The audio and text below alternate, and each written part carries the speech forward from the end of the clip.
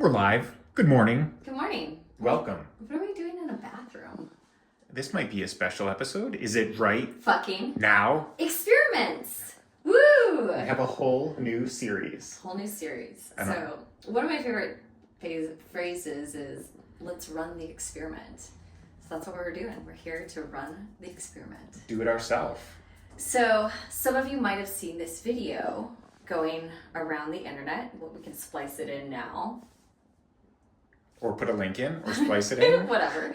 And we wanted to try doing the experiment ourselves. See what happens with it. Fuck yes. Fuck yes. We starting with a small towel? We'll start with a small towel. All right. So this question is, reality's a mirror, right? We're playing with a physical mirror right now in this reality.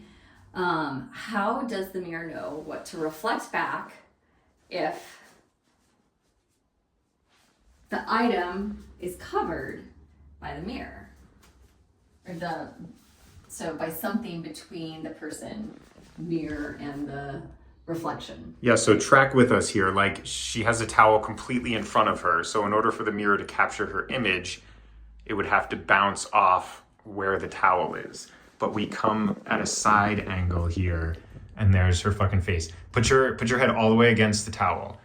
It's all the way against the towel, yet we can completely see her face in the mirror. This is not modified in any way. Let's do next level with bigger towel. Next level, bigger towel. Completely fucking cover it. Co-star Coconut showing up. Shout out to Coconut. Looking beautiful as always. Okay, so this is a Costco sheet towel, as they call them. They're fucking gigantic. So let's go ahead and cover like half the mirror here. The whole thing here is covered. And we come over all the way to the side, and there she is. Hello, hello. Probably the longer the mirror, the further we can go, but yeah, we got your whole head right here. This is fucking awesome. Fucking awesome. So John, what does this mean to you? Bashar offers the explanation that, well, obviously all truths are true. So he offers the perspective that another version of yourself is literally at the exact same moment looking at yourself from another parallel reality. And mirrors are the permission slip enabling to do that, right? A mirror is truly in a meaningless reality, no different than anything else. Mm-hmm. But it is a great permission slip because we recognize it's a reflective mechanism. Yeah. And maybe we'll take this to the next level because Bashar offers the... he has a word for it. Starts with a P. It does start with a P. I can't remember. It's not simulacrum, that's a different one.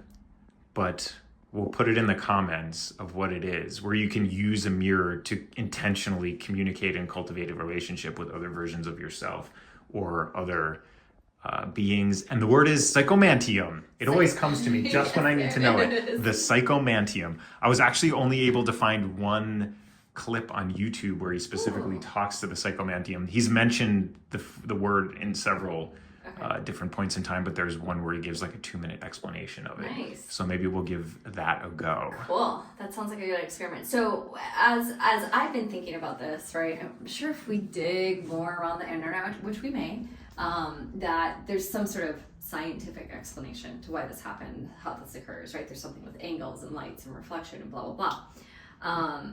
And you know, there's still a little bit of that skeptic in me right now. Mm-hmm. But you know, what one of the challenges is, right, is there's always this limitation to science, right? So we might have an answer for the next layer, we might get an explanation for the next layer, but then you have to ask the question, okay, but why or but how on that next layer? And then we may or may not make up an answer. And then there's the but why, but how, the next layer. And I think that is, you know, an interesting thing to play with around everything that science can explain for us. 100%. I used to love a teacher who would say, you don't actually know anything or explain anything, you just become more familiar with it.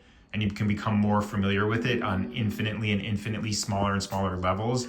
It was actually an electrical theory class.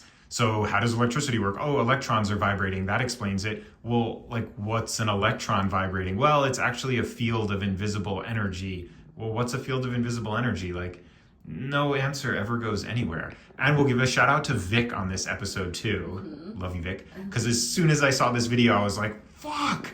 And I sent it to Vic, and we were going back and forth. Vic honestly said, oh, it was so cool. And then the first thing he said I did was I went to the comments and I realized everyone's like bashing the science or validity or whatever of it, either saying it's not true or saying there's science that explains why this is happening.